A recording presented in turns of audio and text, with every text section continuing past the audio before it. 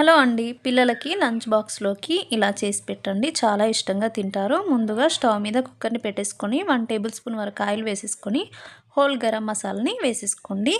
ఇప్పుడు ఇందులో కట్ చేసి పెట్టుకున్న 2 పచ్చిమిరపకాయలు, కొద్దిగా ఆనియన్ ముక్కల్ని కూడా వేసేసుకొని ఫ్రై చేసుకోవాలి.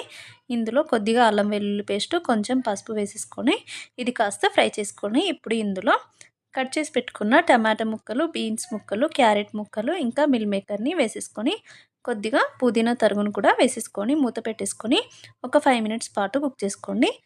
5 మినిట్స్ తర్వాత మూత తీసేసుకొని ఇందులో సరిపోయేంత కారం, ధనియా పౌడర్, ఇంకా గరం మసాలాని వేసేసుకొని ఒకసారి కలిపేసుకొని ఇప్పుడు ఇందులో మనము రైస్‌ని వేసేసుకోవడమే.